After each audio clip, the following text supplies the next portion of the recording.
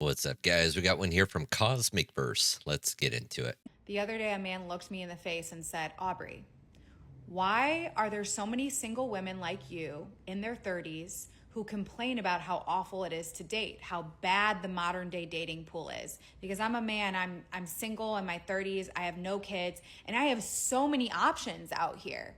You guys just have to, pick better men. And then he said something along the lines of relationships being a walk in the park or something like that. And I'm over here like, what park are you walking through? Because I'm trekking through Jurassic Park with a machete. I'm glad that you're strolling through Central Park enjoying the scenery, but women are out here fighting for our lives. Hey, in theory, I agree with you. Women should pick better men. But you want to know what that would require? That would require men to, be better. But I'm so glad that you're having a great time dating. I fear it's because you are in fact delusional, but hey, go off, King. Oh my God, who the hell cares? So she's trekking through Jurassic Park with a machete. Let me guess, you're swiping left on every guy who doesn't fit your fantasy checklist and then blaming men when it doesn't work out. And the guy's right, pick better men. But at least you acknowledge, yeah, you gotta pick better men. The problem is modern women like you don't want a better man. You want a six-figure earner, 6-foot-tall Prince Charming who worships the ground you walk on while ignoring all of your own baggage. Men in their 30s are thriving because they finally realize the power of options. So ladies, it's not the park you're walking through, it's the choices you make.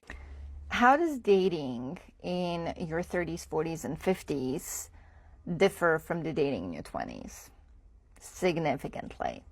In your 20s, you are looking for someone that you want to start family with, that you want to have forever. You have that idea of a happy, harmonious marriage and a few kids, and you have a completely different view and perception of life.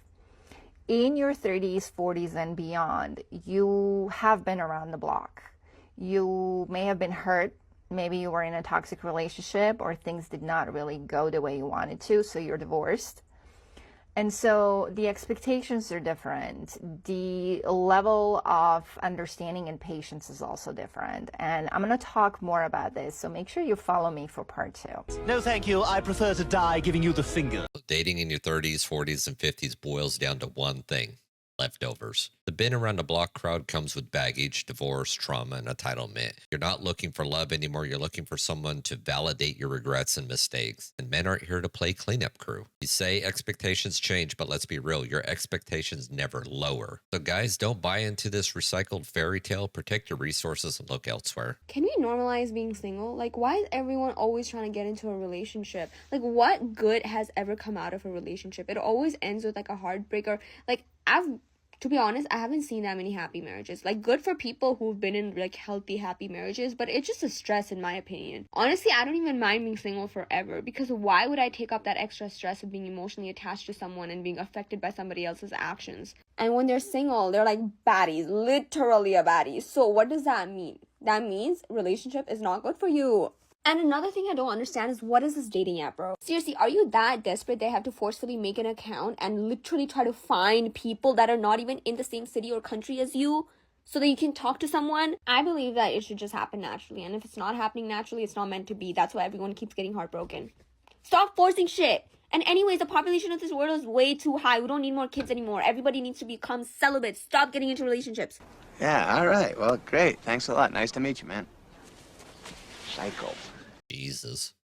Normalize being single, and while we're at it, let's normalize mediocrity. I mean, you don't mind being single because it's easier than self-improvement. And claiming relationships are always stress when glorifying dating apps as desperation, that's really peak hypocrisy right there. And the truth is deep down you want a connection, but refuse to admit it because it requires effort. And also, this population is too high comment. I mean, really?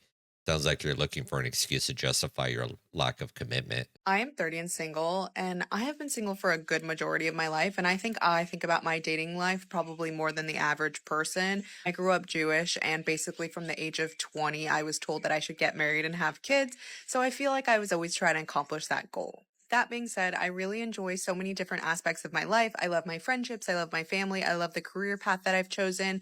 I really find so much joy in so many aspects of my life. But I feel like as a single person, because so many of us want to couple up and, we want to connect with someone and we want to find our person.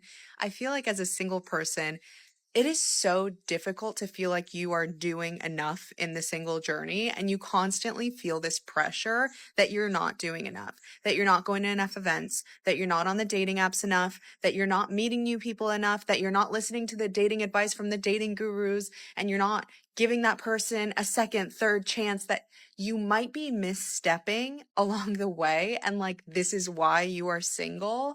And I feel like that is so exhausting. It is so exhausting to think in that way.